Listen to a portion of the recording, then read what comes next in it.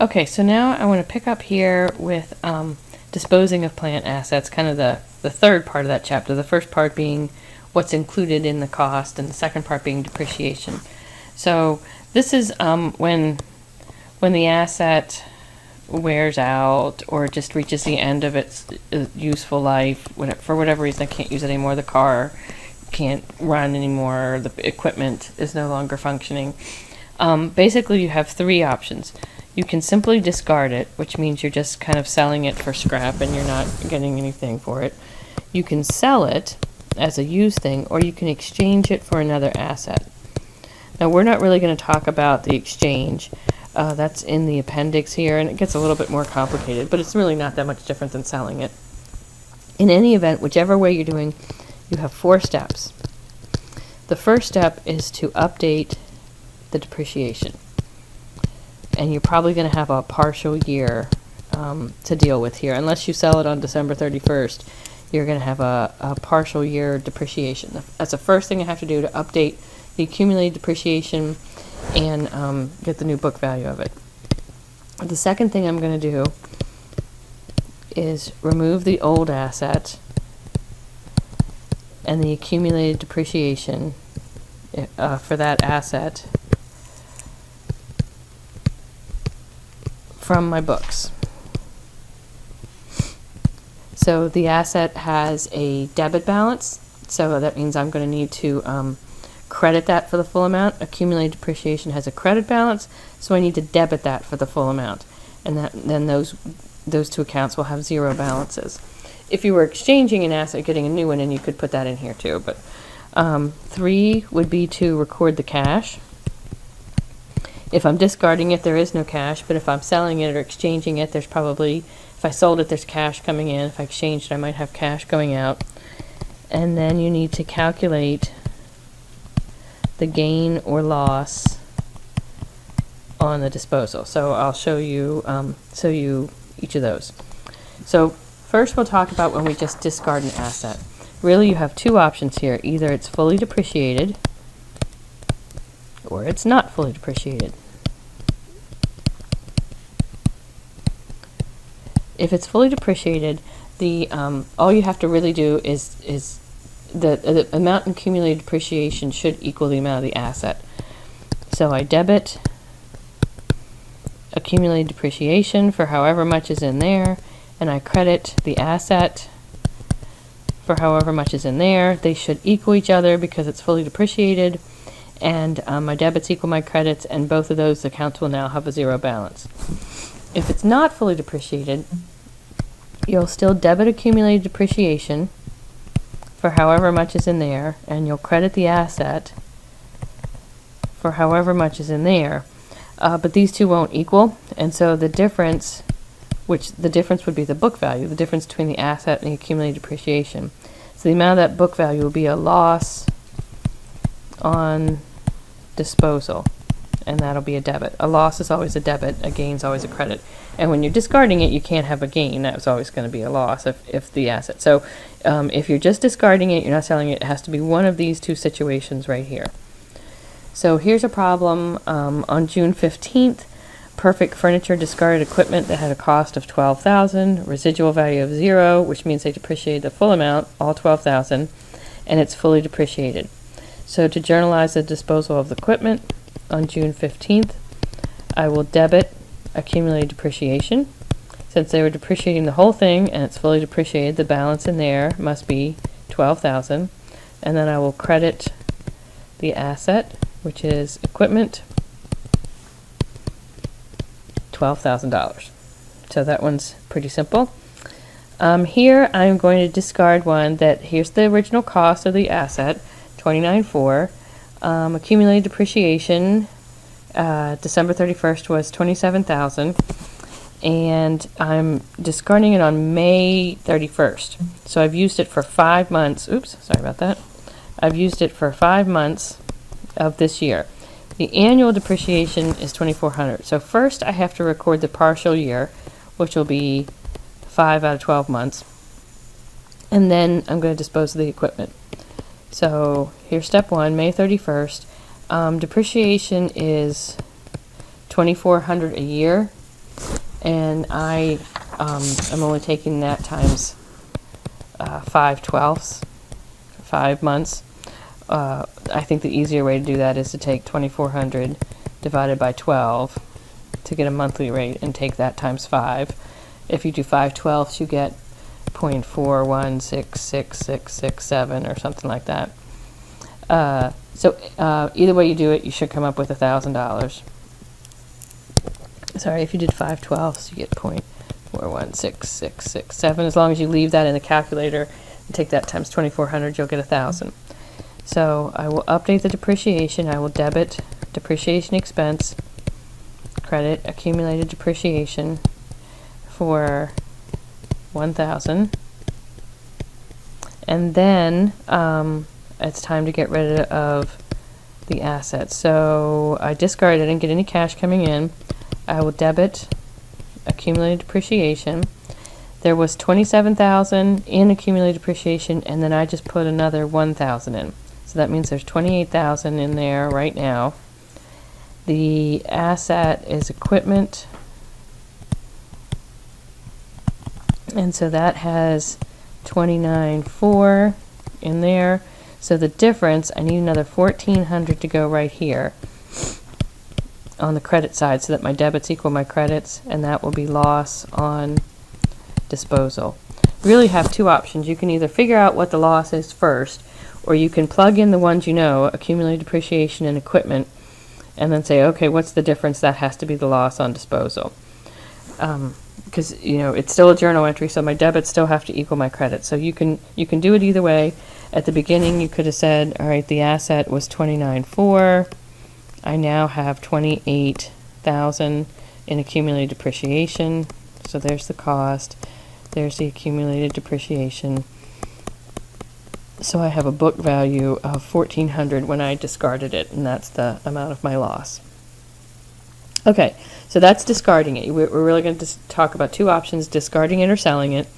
And you can discard it as it's fully depreciated, or if it's not fully depreciated. Again, first step is to update the depreciation, and then get the old one off your books. So debit accumulated depreciation, credit equipment, and the difference goes to the loss. Okay, if I sell an asset, I have really three situations. The selling price is exactly equal to the book value. The selling price is greater than the book value, which means I have a gain, or the selling price is less than the book value, which means I have a loss.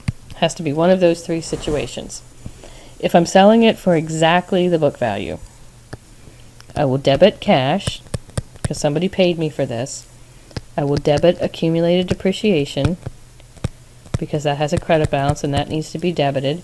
And then I will credit the asset, because that has a debit balance. And if I'm selling it for exactly the book value, the difference between the asset and accumulated depreciation is the book value. That's how much cash I got. The second situation looks very much the same, except I'm going to be debiting cash. I'm going to be debiting accumulated depreciation. I'm going to credit the asset, equipment, or whatever that is. And then in this case, the amount of cash I got is greater than the book value. So that means I'm going to need a little bit more over here on the credit side, and that will be gain on disposal. Sorry, I'm running out of room here. And if I sell it for a loss, same thing, except instead of a gain, I'm going to have a loss. So I debit cash, I debit accumulated depreciation,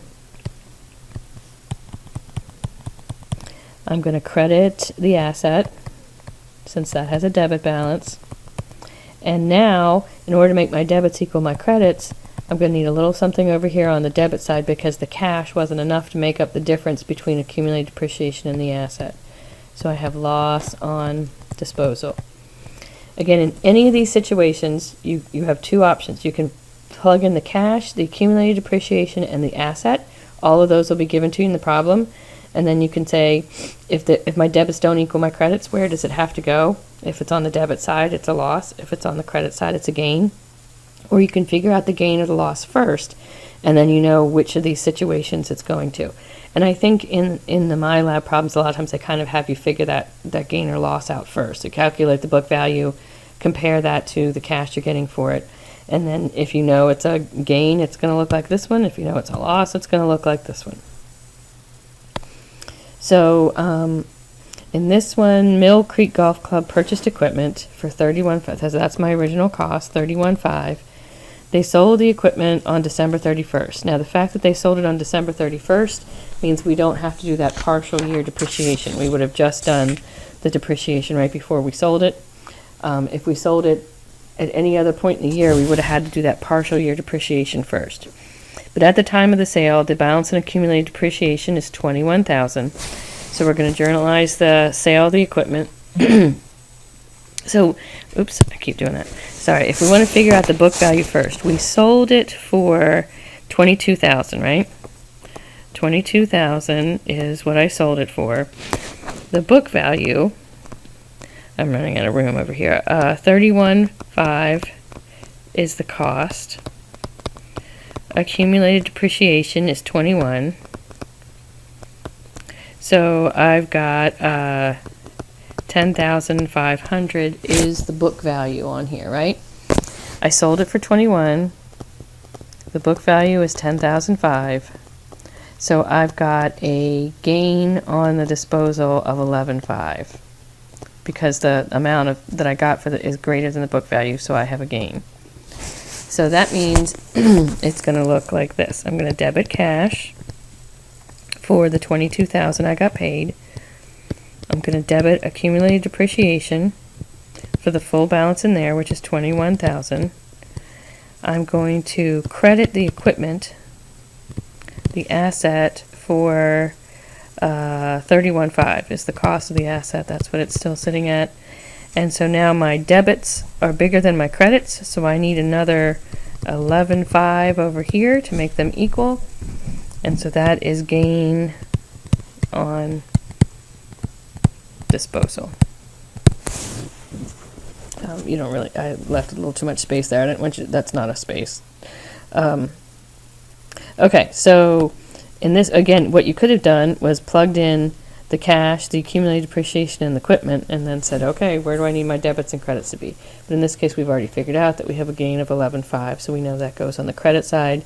And just to double check yourself to make sure your total debits equal your total credits, and you're good. Okay, in this one, the Pellman Company purchased equipment for $32,000, so there's my original cost.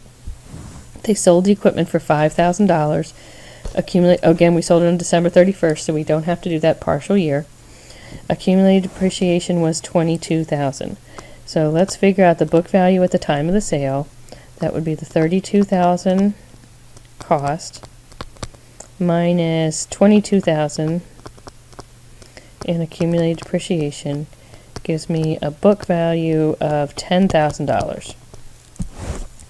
I sold it, so I think sometimes in the book they call it the current market value or something, but I sold it for $5,000, and the current book value is $10,000, so I have a loss of $5,000.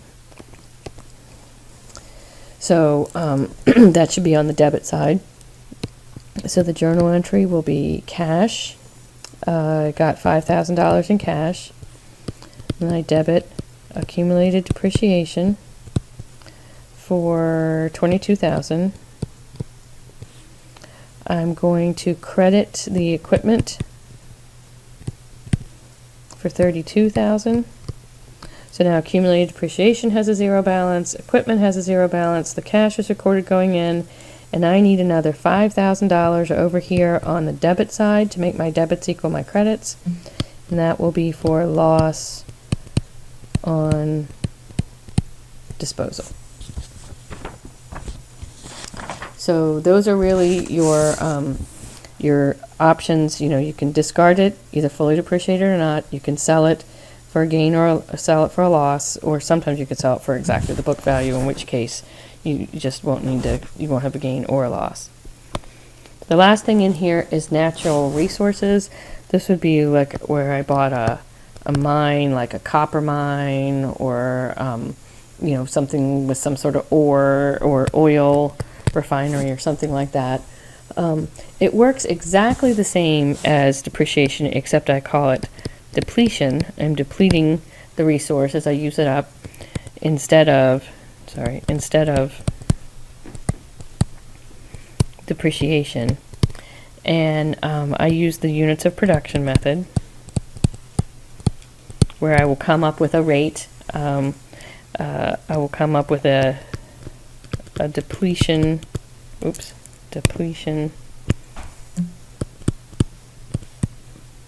per unit rate, and then times the actual amount that I extracted from my mine or my oil rig or whatever. Here's an example in that one. Again, all these examples are in the practice demo set, so you can look at this and you can go back and work those if you want, however it works for you. I like these. These are some big numbers here. I guess that's 60 trillion, billion, I don't know. So I'm going to, again, what method do we use? It's units of production. And so the first thing I do is come up with the cost divided by the estimated usage to get my per unit rate. So my oil reserve, the cost of it, or the 60 gazillion here, 3 more I think, divided by, I'm expecting there to be 5 billion barrels of oil in there. So the 60 divided by, 3 more. 60 divided by 5 gives me a rate of $12 per barrel. That's my depletion rate per barrel. And so then in this year, in 2007, I sold 900 million barrels.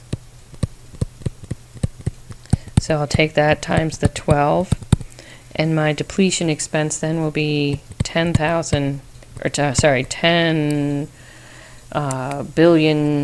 800, I don't know, 10 trillion, whatever that is.